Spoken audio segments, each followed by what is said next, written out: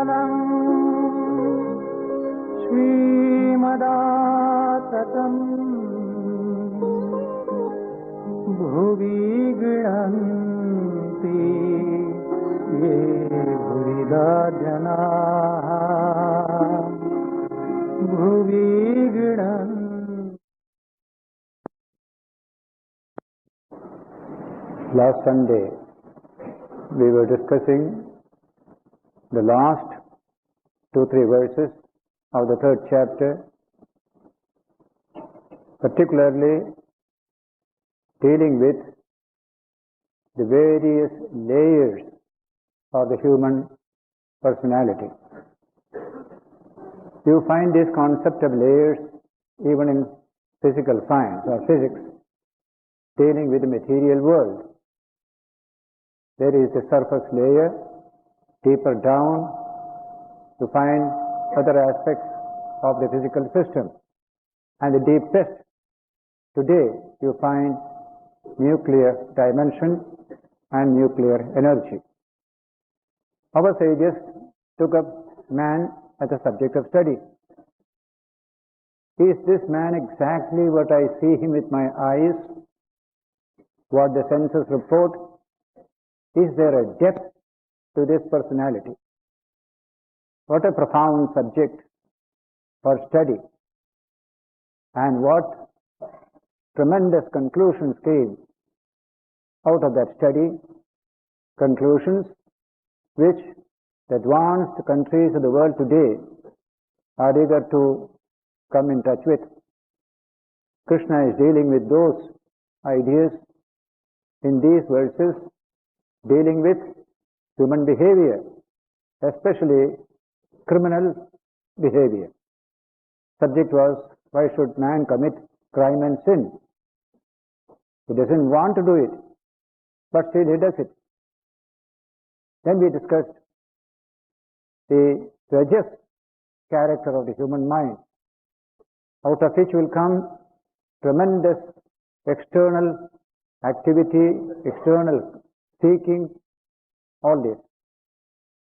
Out of that also will come good deeds, evil deeds, both will come.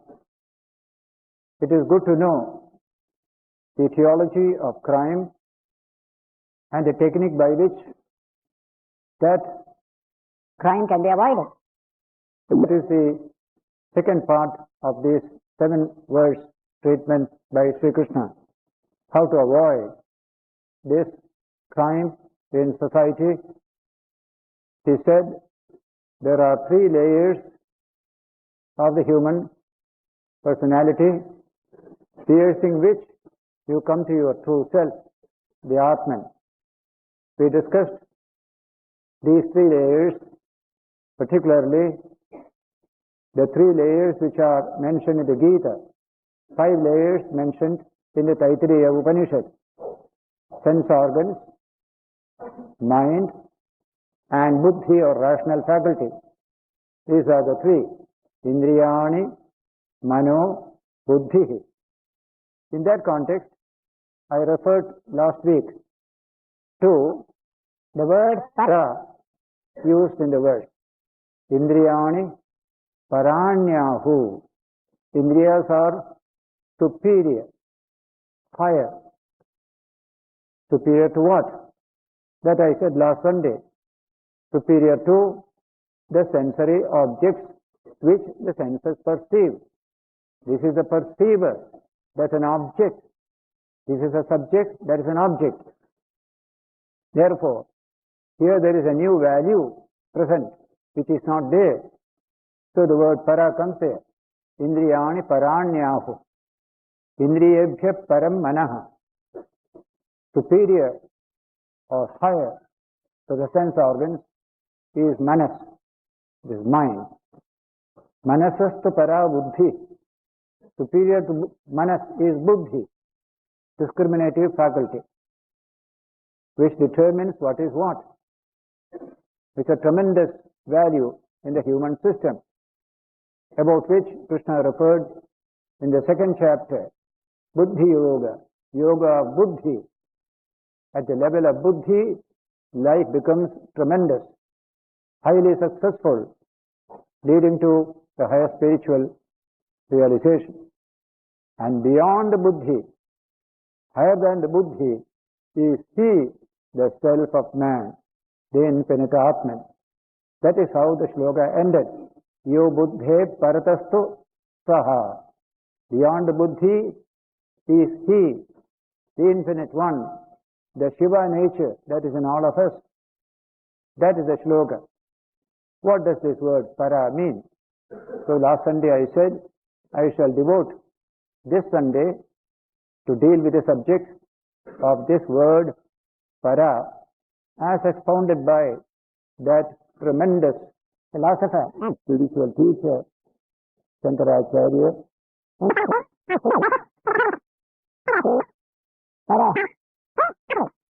By the five senses, all sense data form the basis of all physical science. But when you finish that study, the finger begins to turn towards yourself. Man's consciousness, man as a subject, man as a knower, a profounder mystery is lurking there. Till now, modern physical science never understood this truth. But now, in this 20th century, with all the revolutionary advances, this subject is slowly coming on the horizon of modern science, that consciousness has a part to play in our understanding of quantum phenomena. A scientist will put it that way. Therefore, a new dimension of awareness, a new dimension of reality is opening up before physical science. Vedanta anticipated this and said, after the Parak Tattva is studied, study also Pratyak Tattva. Tattva means truth or reality. Parak Tattva is nature outside. Pratyak Tattva is nature within me. What is that? You should know that also. That's a big field of study by itself. And today, the study of consciousness is a big study in Western psychology. Till now it was not there. Even Julian Huxley had said, we have only scratched the surface of this subject of the mind. Now that subject is becoming more and more important from various points of view. Theoretical point of view, when you study physics and biology, you come across this truth of something profound within man himself. Practical point of view is the human situation. So distorted human psyche, because of the high technological development, we can't ignore this subject any longer. If you want peace, if you want a fulfilled life, study your own mind and consciousness. It is there you will get it, not by adding more gadgets, more of consumer tendencies.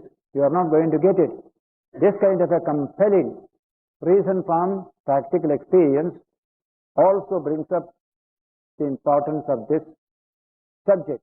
And so, these two words, Parak, Pratyak, nature has these two dimensions. Don't study only one. You must study both. Our sages studied first the Parak dimension, the world outside. Then only they studied the Pratyak dimension. And therefore they got a unifying vision of reality, the total reality, that Advaitic vision, a wonderful word, non-duality, non-separateness, one reality, which appears as nature outside and man's consciousness within. So Advaitic vision came only because they investigated both the Parak aspect and the Pratyak aspect. So we call this Pratyagatma, Pratyak Swarupa, Pratyak Tattva. All these words come in Vedantic literature. The beautiful idea, the truth that is within you. What is the truth that is just pulsing there? Look at the eyes of a newborn baby. Some depth dimension is revealed through those eyes. What is the truth? You have to find out. Take a doll baby. Look at its eyes. There is no depth at all, only the surface. Any living baby, its eyes will reveal a profound depth. It is this investigation that revealed to the sages these coverings of that real Pratyak Tattva that is within you. Therefore the word Tattva comes here. That is also Tattva. But the truth about nature. We see nature, the senses reveal some aspect of nature. What is the truth of it? So search for truth is both in external nature as well as in internal nature. Both are search for truth in the two dimensions of nature. Some 5 or 6 years ago in Chicago, we had a special meeting, public meeting, where this subject was discussed by two of us, Dr. S. Chandrasekhar, the famous astrophysicist of the Chicago University, and myself. He spoke, search for truth in science. I spoke, search for truth in Vedanta. Both are search for truth. So the word Pratyak and Parak are significant words. So we have studied a lot of the Parak aspect of nature. Now the Pratyak aspect is slowly looming on the horizon of physical science. Teilhard de Chardin, that famous scientist and Jesuit father, who died a few years ago, wrote in his book, The Phenomenon of Man, which carries forward by Sir Julian Huxley. He said, nature has a within dimension also, not only a without dimension. Till now, science thought only that nature has only one without dimension. Today, we are understanding better. You can never deny this within dimension of nature. There you find the word Pratyak coming in. Parak is already there, Pratyak also coming in. So in this Pratyak dimension, you find first comes this body, inert body, like any inert matter outside. This inert body becomes alive, becomes energized by some energy. That is the bioenergy coursing through the human system and every living system. That is what comes as a sensory system. Every animal has sensory system. Eye, ear, touch, everything these animals have. We also have this sensory system. Probably the animal senses are much more keen than ours. Ours is more blunt because we have got higher faculties also beyond this sensory system. But this is the first. Indriyani, Paranyahu. Compared to the objects outside, this human sensory system is higher, superior. In what way? Sukshma, Mahantascha, Pratyekatma Bhutascha. I am sitting on a chair. This body sitting on a chair. This is the subject, that is the object. With respect to the chair, body is the subject. You don't carry the chair on your head. So, in the mental hospital, people do that when they are not in their normal state of mind, carrying a whole chair on the head. But normally, that is an object to be used by you. You are the subject. In that context, this body becomes the subject. So it is actually an object. But in that particular context, it becomes a subject. Then the body also becomes an object, behind which is the sensory system. That is much more yourself than the body. Body becomes alive because of that. So, Paranyahu, more Sukshma, more Mahantascha, more Pratyekatma Bhutascha. These are the three words. Subtle, immense in range and power, and more your own true self, inner self. Pratyekatma means inner self. So we discussed the first category among the three, the sensory system. When you go to the manas, you find it is much more subtle than the sensory system, more immense in range and power, and more inward as the inner self of man. That is manas. We have seen how the sensory system, depending upon our nervous system, if you cut away nerve, the whole sensory system dies away. That nerve energy is wonderful. But if the mind fails, then nerve energy also will fail. Psychic breakdown, when it takes place, your body is quite fit and fine, sensory system is quite fit and fine, doctors will certify you are all right, but you are not all right. Your psyche has failed. That contains more energy. Therefore, sukshma, manas is first of all more subtle than the sensory system. In fact, according to the great neurologist Sir Charles Sherrington, one of the greatest neurologists of the modern period, the manas is so subtle that it is not an object of observation. You cannot observe the mind. You can observe only the activities of the mind and their impact upon the bodily system. Mind will remain beyond observation forever, he said. We can never observe the mind through the sensory system because it is the mind's energy that functions through the sensory system. The senses can see things outside there, not what is behind itself. That is the difficulty of sensorily verifying the human mind. In today's neurology, therefore, the materialistic scientists among the neurologists, they deny the mind. There's only the brain. There's only the nervous system. Because there's no evidence. They say, we can't see. We have examined every bit of it. We don't find any trace of mind anywhere. We don't need it at all. That is the materialistic conclusion. If that is so, how shall we study the human behavior? Study behavior, external behavior. From that you infer what is inside going on. So behavioristic science came from Watson in the beginning. And now there are very many scholars and scientists in America and Europe who deal with the subject of behaviorism. As against it, mind was affirmed behind the brain by psychologists like Freud and others. They developed psychoanalysis into the depths of the human mind, those various subconscious impressions that are there. Let us study by studying external behavior. A little deeper it went. Then came Abraham Maslow, who died a few years ago, who developed still deeper. He wrote his book, Psychology of Being. Behind this physical system is a tremendous psychic energy point. That is real man there, psychology of being. In this way, there also you will find this inward penetration, and they only echo what our great sages had said about it long ago.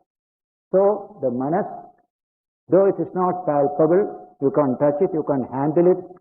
The nervous system you can handle, and the sensory system you can handle, eyes, ears, everything. But the manas cannot be handled, and yet it is there. It contains much more energy than the sensory system. If manas is weak, sensory system goes down. In this way, they found manas is more subtle, more immense in range and power, and more near to being your inner self.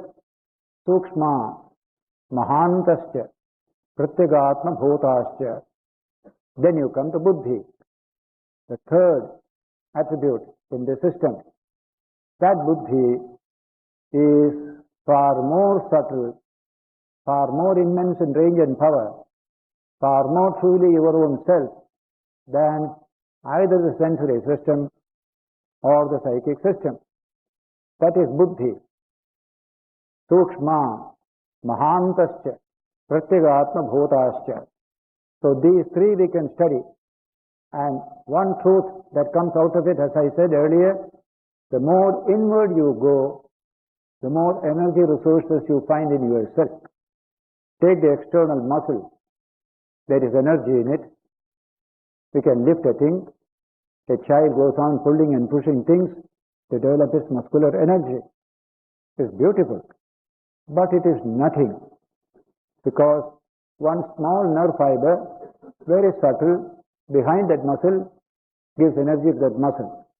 If that nerve fiber is cut, muscle is dead. So muscle energy is not a very high class of energy. We have so little energy from the muscle point of view. A bull has more energy, and a horse has still more energy. That's why in physics we study bull energy power, horse power, and not manpower. Manpower we shall deal with in a general class. Muscular energy, when you study, better to study the bull. 10 times a man is a bull, 10 times a bull may be a horse. That's called muscular energy. Now this muscular energy is nothing today compared to the big rockets that we have created containing million horsepower energy. Human intelligence has created such wonderful rockets which can stand for millions and millions of muscle energy. That is what we have discovered today. So muscle energy is good, but not so high in quality and in quantity, and it is gross. But as soon as you go to the nervous system, you find more subtle, but more immense in range and power. So more energy in the nerve. A man may be thin and lean, muscle is very little, but the nerve energy is very strong. We have seen so many people, a Gandhi's body, muscular, very poor muscular system, but some tremendous nervous energy is there.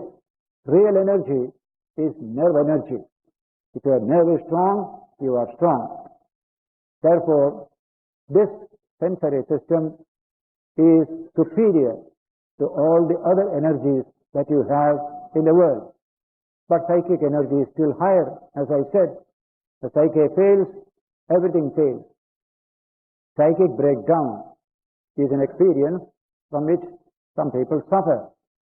What happens to that person? Absolutely helpless, like a baby, that person becomes when the psyche fails. I have seen a person, a brilliant mind, when his psyche failed, he behaved like a baby. He won't go to office. I had to take him to the office and put him on the chair. As I returned, he also ran back and sat under his own cot in the house. Just absolutely full of fear in the world. That's called psychic breakdown. And so what has happened to this muscle, the nerve? Everything is there, intact, but there is no energy. It has been drained away in psychic breakdown. Then comes breakdown of buddhi. The whole of life is destroyed when the buddhi is destroyed. Krishna will say here, buddhi nashat pranashyati. We studied in the second chapter. When the buddhi is destroyed, discriminative faculty is destroyed, your whole life is destroyed. So buddhi contains immense energy resources. It is still more subtle and it is nearer to the self. In fact, it is considered to be nearest to the self. Nedishtham Brahma. Brahman is within you. Next to that is buddhi, close to it. Only buddhi doesn't know it. Buddhi is concerned with the report of the sensory system and the manas. Buddhi has no time to look back and see what is behind itself. But when it does so, it realizes what a wonderful truth it is. Infinite energy is within me, not this limited one which I have in my buddhi, in the manas, or in this sensory system. Beyond the buddhi, therefore, is infinite energy. These are all finite, though comparatively more and more. As it becomes subtle and subtle, it becomes more and more. But even at the level of buddhi, highly limited packet of energy. But behind the buddhi, you buddhe paratastu saha. That Atman is para to buddhi. There, Shankara says, this sukshmatva, mahatva, pratyagatma bhotatva achieve their infinite value in the self, in the Atman. what is limited here becomes unlimited. That every human psychophysical system is a small quantum of explicit energy and an infinite quantum of implicit energy. What is explicit is found in the body, muscle, nerve, mind, buddhi. What is implicit is lying behind. So every one of us is handling a small packet of energy, though behind it there is infinite energy and we do not know it. Vedanta wants to tell every human being there is such a fund of energy within you. Last Sunday I said that this Atman is always free. No sin can tarnish it. No evil can touch it. No crime can touch it. That is our true nature.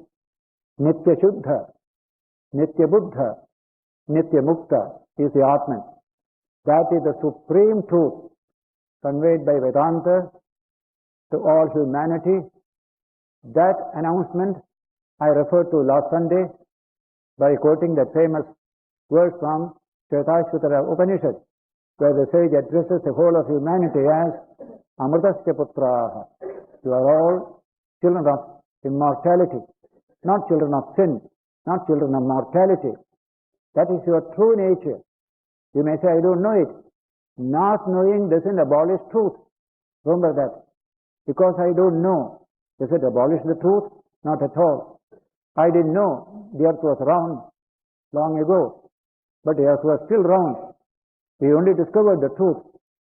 So you don't create truth, you only discover truth. So here is that profound truth discovered by the great sages on behalf of the whole of humanity. Mind you, it said that this Atman is ever free, ever pure, and nothing can tarnish it. Nothing can make it impure. The Gita said, previous verse, that sin or crime can infect the sensory system, the psychic system, and the buddhi. It can never infect the Atman. One point in yourself is absolutely ever free, ever pure. Therefore, I said last Sunday, our redemption is built into ourselves.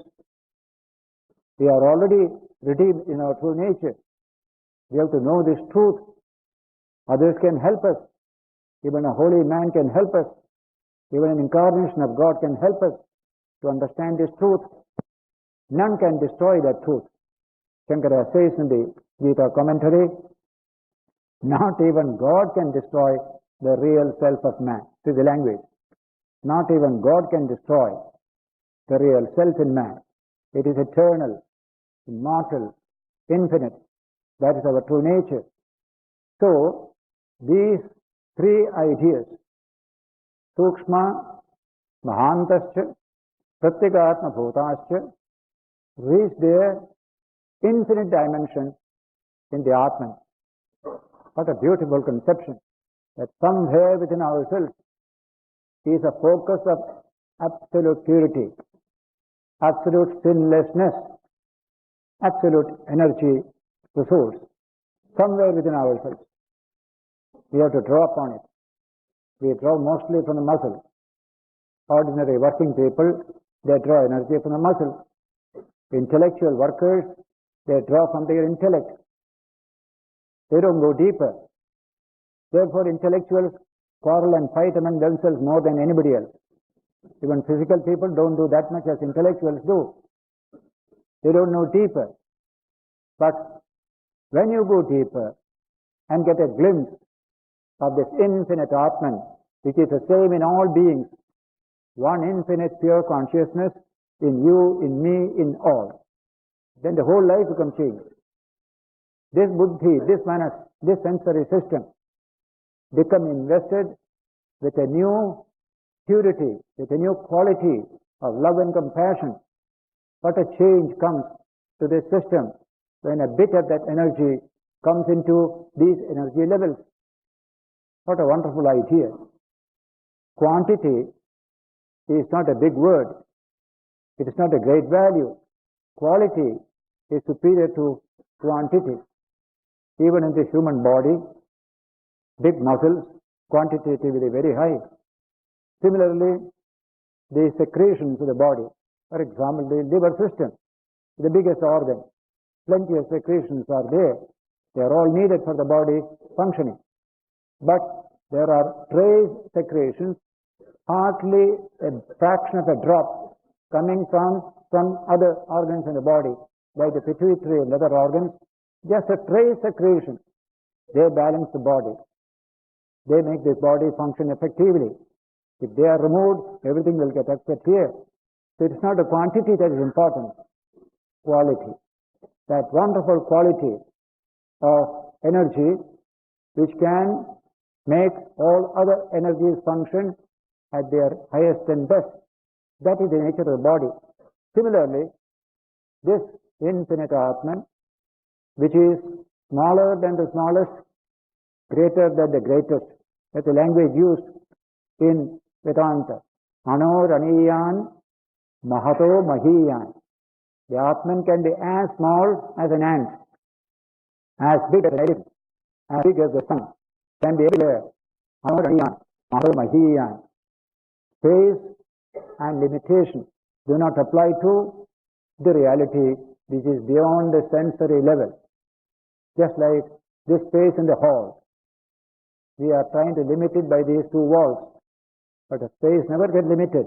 The wall doesn't limit space. Inside space, outside space is still one.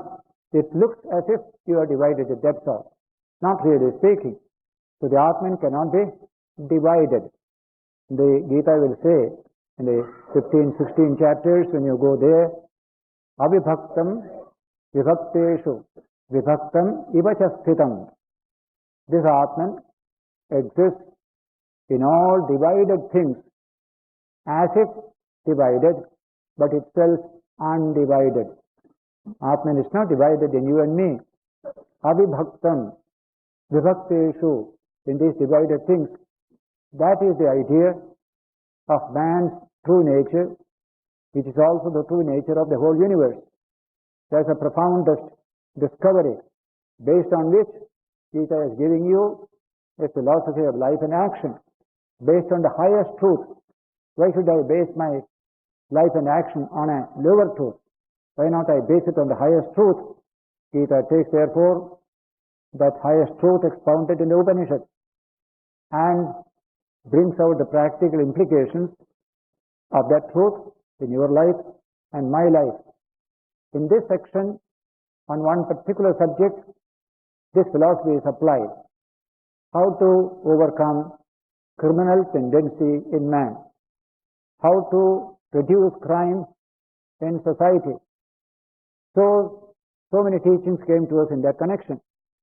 And the last one is this, that between the three, Indriyas, Manas, Buddhi, they may all get infected by crime. Indriya first, Manas later, Buddhi still later. All infection can come. But the Atman can never be infected. Therefore, everybody has a future. Everybody can be redeemed. Man's freedom is built into man himself. But it is good not to wait so far. When the infection of the sensory system detected, try to remove it before it catches the mind. And you can see in your day-to-day life how infection of the sensory system slowly creeps into the mind. Mind is distorted. Whole thinking changes. Behavior changes. Just like a little pride entering into the mind. Whole behavior changes accordingly. Man becomes arrogant. Till now he was such a nice man. Today he has become arrogant. These are all everyday happenings in human life because we are not alert. We are not watching what is happening within us. We are concerned more what is going on there than here. Here a big change is taking place. A good man is become bad. An honest man is becoming corrupt. These are going on every day. We didn't care for it.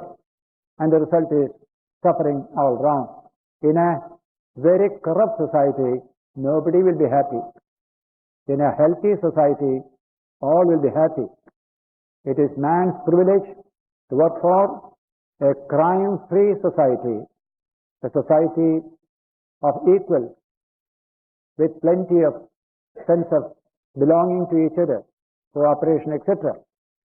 It is for this purpose great spiritual teachers came again and again to take man to this path of mutuality, interdependence, cooperation, not conflict, not violence, not crime, not killing. That is where this subject comes as very, very important. Everybody's responsibility is to build up one's life, one's character, this packet of psychic energy that is given to you. Handle it properly. Build up a beautiful character out of it. Make it positive and creative. Who can do it? Only you can do it. Others can help you, suggest things for you. But when evil comes, it becomes very serious. How many distortions of the human psyche take place in the Mahabharata, which you see in the television every week? You will find the king of Drupada became proud and arrogant when his classmate Drona went to him for help. Drona was very poor. They were classmates, and they had promised, anytime you want any help, I am ready to give you. But as soon as he ascended the throne, the man changed. Power has come. Mind has become arrogant and proud, and he insulted Drona. And the whole later tragedy of the Mahabharata begins from there. That insult of Drona by Drupada. So the mind changed, he didn't notice it, and this happened that way. In the Mahabharata there are very instructive stories in this connection. What is happening in our society has been foreshadowed in some of the episodes of the Mahabharata. You take a man, very ordinary, give him some power, then after some time give him a little more power, still more power, until a time will come he will turn against you. The man who gave. It is a common thing. Why? There is no thinking, no discrimination. Buddhi doesn't function at all. We are at the Indriya level, sensory level. So there is a very fascinating story told in a fascinating language by the Mahabharata. There was a sage doing tapas in the forest. One dog had somehow come into that ashrama, and the Rishi sage took care of him. Remain here, remain here. So whatever little food he will eat and remain a good dog. After some time, the dog felt, I am frightened by a little ordinary tiger that comes near the ashram. I want to be stronger than the tiger. So he appealed to the sage, I am your faithful servant here. Can you make me unafraid of the tiger? Okay, he said. He took some Ganges water, sprinkled on him, he became powerful.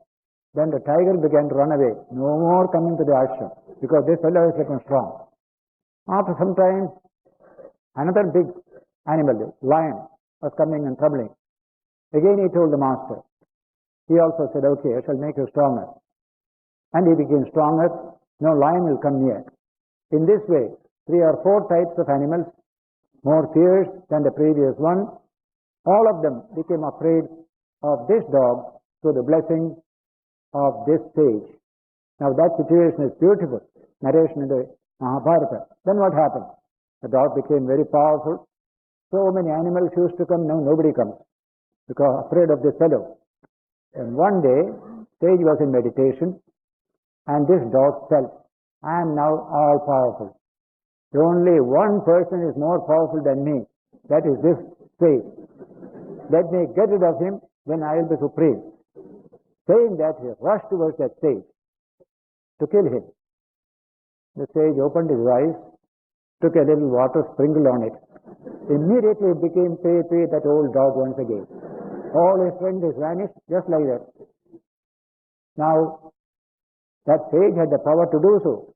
But where is that power today to deal with human beings?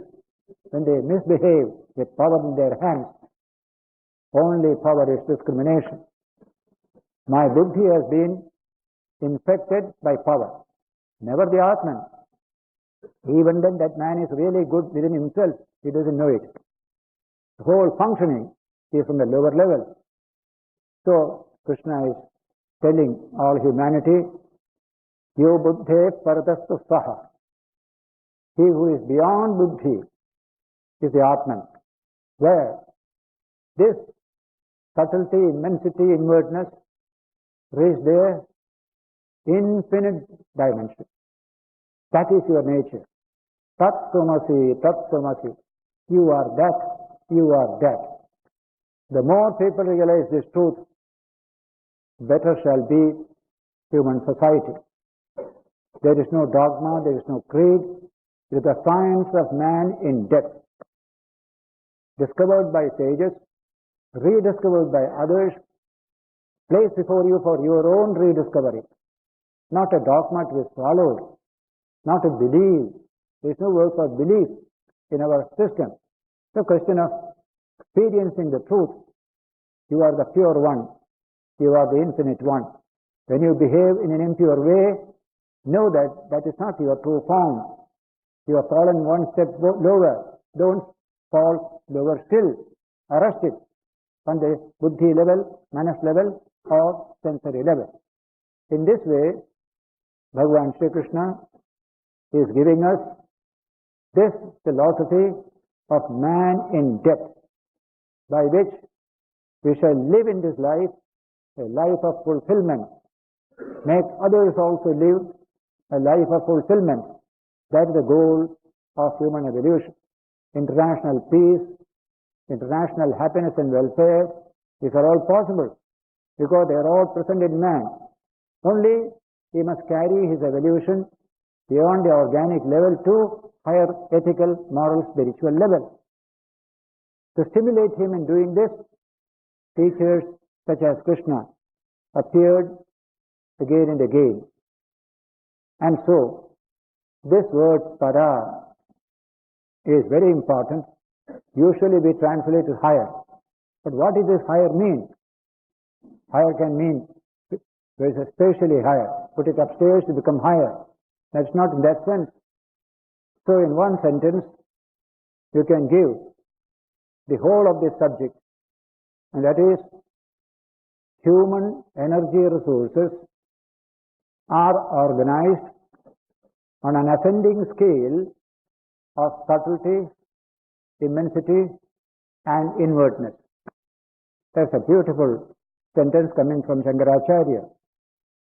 Our human energy resources are organized on an ascending scale of subtlety, immensity, inwardness. That ascending scale rises to its fullest when you come to Saha, that infinite self, the Atman, the Shiva that is hidden in all of us. This is the profound truth Krishna conveys to all humanity. Crime is a serious problem in our society today, in all international societies also. Crime and violence, plenty going on. How can you live a happy life when there is crime and violence around you? How can you sleep soundly when you know any day a robber may come and rob you away or even kill you also? It is good that people know this science more and more. This land of India, known for its peace and harmony, has become a land of crime and violence. Never happened before, because he never had anything to do with this subject. We were only seeing out all the time. Only parak nature of world we studied. The Pratyak nature we ignored all the time. Now the time has come to turn a little attention to that Pratyak dimension and discover the Tattvam that is there. This Tattvam, that Tattvam. Both are Tattvam. There's only one infinite truth appearing as external or internal. That is the language of Vedanta. That is founded in a great verse in the Mandukya Upanishad Karika of Gaudapada. It's a wonderful verse. I am quoting that verse. Tattvam adhyatmikam drishtva tattvam drishtva tu bhahyatah tattve bhuta tadarama tattvad aprachyuto bhavet. Having realized the tattvam that is hidden within your own self, tattvam adhyatmikam drishtva tattvam drishtva tu bhahyatah. Also realize the tattvam that is hidden in external nature. Tattve bhutah. You become one with the truth. Tadaramaha. You take delight in that truth. Tattvad aprachyuto bhavet. You never fall down from that great truth. You become absolutely insured against all evil once for all. That is the sloka of Mandukya Upanishad Karika. Tattvam adhyatmikam drishtva tattvam drishtva tu bhahyatah tattve bhuta tadarama tattvad aprachyuto bhavet. See the word tattva coming in there. Tasya bhavas tattvam. The truth of a thing is called tattva. I see the earth as flat. That's what the senses report to me. What is the tattvam about it? Tattvam means it is a globe. That is the tattvam regarding the earth. Similarly, the earth is going round the sun. That is the tattvam. So it looks as if sun is going round the earth. So there is such a thing as search for tattvam. That may be in the external world. It also can be internal world. Ultimately, tattvam is one. External, internal have no meaning so far as tattvam is concerned. Just like the earth is surrounded by only one ocean. But for convenience sake, we call it Indian Ocean, Pacific Ocean, Atlantic Ocean. But ocean is one and not many. And so, external tattvam, internal tattvam. These are purely for purposes of study and research. Tattvam itself is one, infinite, non-dual. That is the direction of human evolution, says Vedanta. Are you going towards tattvam? What a beautiful idea. Towards the truth. Search for truth. The whole of life becomes search for truth. What a beautiful conception. Vedanta has proclaimed this as the goal of human life. Know the truth. Jesus said, thou shalt know the truth, and the truth shall make you free. The whole life is devoted to truth.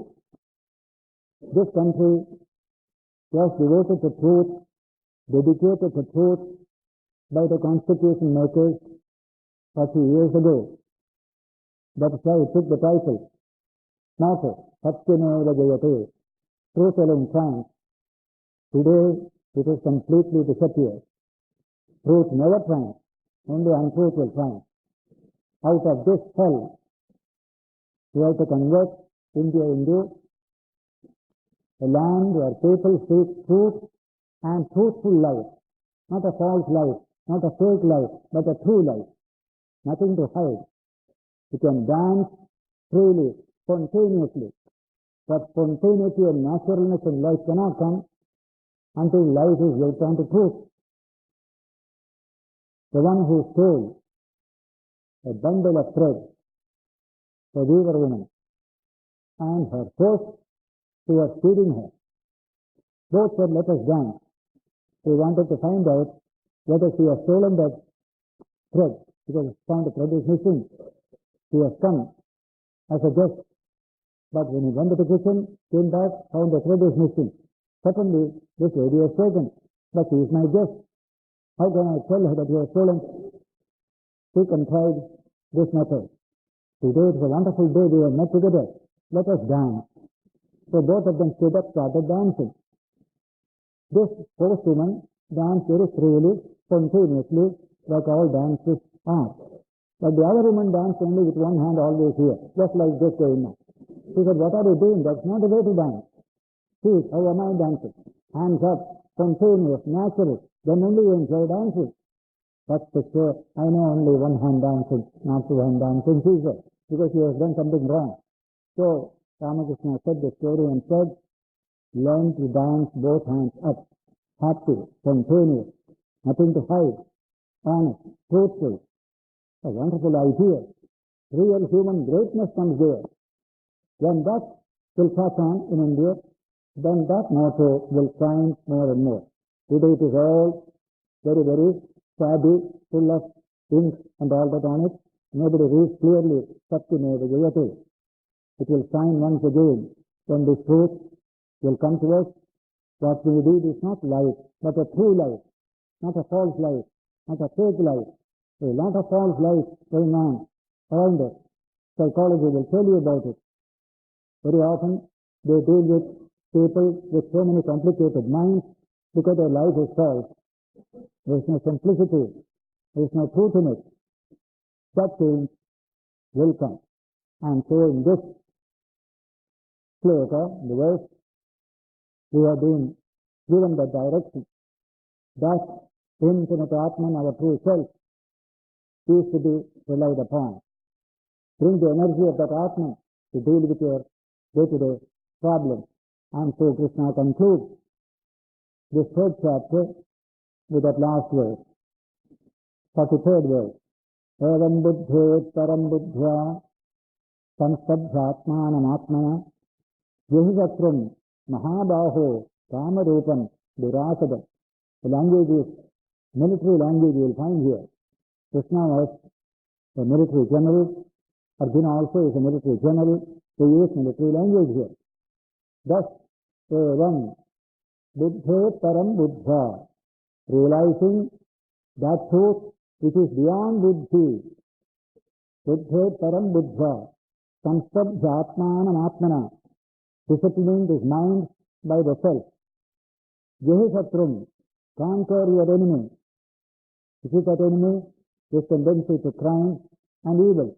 Yahisatram, mahabaho, kamarupam, durasadam. That craving in you, which made you do all sorts of evil, made you commit all sorts of crimes, that kama esa, krodha esa of the first verse, that overcomes this kind of continuous outward tendency. I want this, I want this, I want that. That attitude. Overcome that. Yahi, conquer. Satrum, your enemy. What are the enemy? Kama and Krodha, you have said earlier. Yahi Satrum, Mahabaho, Kamarupam, Durasadam, difficult to conquer. Durasadam, difficult to conquer. You need all your energy, muscle for that purpose. Don't take it easy. Don't take it lying down. Nobody can become moral by simply sauntering into morality. It's a hard struggle. That struggle gives you energy and strength. So the last sentence is the message to all people in India today. Evam buddhet param buddhva samstabhyatmanam atmana yahishatrum mahabaho kamarupam durasadam. Like a general in battle, pointing out that citadel of the enemy there, go and take charge of it, conquer it, then the war will end. Similarly, Krishna is telling, go and attack, assault that fortress in which this enemy is lurking. Remove him, destroy him. Then you are free. Then you are free. This is the great battle of Kurukshetra. The actual war is forgotten. We are now concerned with the war in our own life, day to day. How to raise the mind higher and higher when it is going down every day. There's a perpetual war we have to deal with. Krishna is inviting humanity to start this kind of war. Then there will be no tendency for external war at all. You can overcome external war when you take much more serious interest in building up your high character, lifting consciousness from the sensory level to the spiritual level. It is a very, very hard task, but worth doing. And there is nothing impossible. The word impossible has no place in Vedanta. And today, The word impossible is a meaningless word in the context of most impossible achievements of modern science. Discovering the other side of the moon, we have achieved today. Landed on the moon, we have achieved today. Our Voyager is going beyond the solar system. All impossible 50 years ago. Today it is all possible. Similarly, this also is absolutely possible. Many have done it. You can also do it. Have faith. I will. I will. I shall. I shall. With that positive attitude, success will come.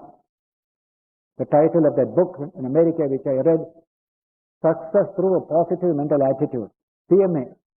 Positive mental attitude is called PMA. The other is NMA, negative mental attitude. I can't, I am weak, I am a fool. That attitude cannot help you. I can, I shall. A wonderful idea. When you have that confidence, that faith, more energy comes to you to succeed in your work. I was going in Holland 7 or 8 years ago. Two young people of 23 years took me to a farm, what you call the land taken from the sea.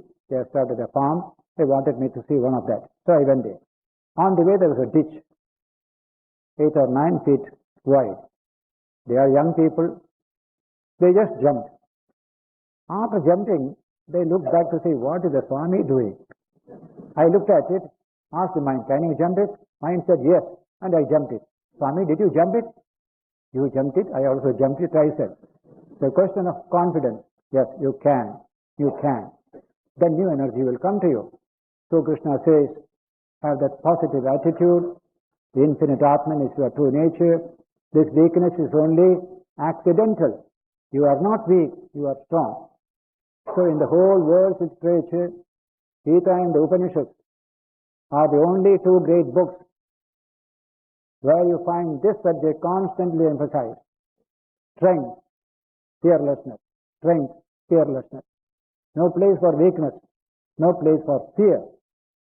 This subject will come again and again in the later chapters of the Gita. We shall take up the next chapter, 4th chapter, next Sunday when we meet here. Before we spend a minute in silence and meditation, I have got 3 small announcements to make. One, the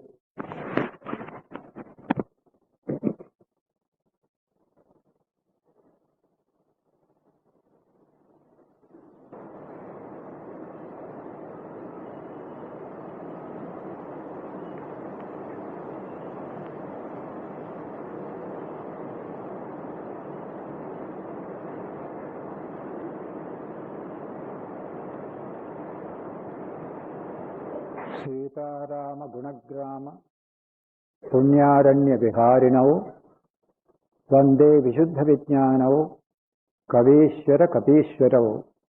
We salute the Kavishwara Valmiki, the Kapishwara Hanuman, who constantly wander about in the garden of Sita Rama's name and glory. To them be our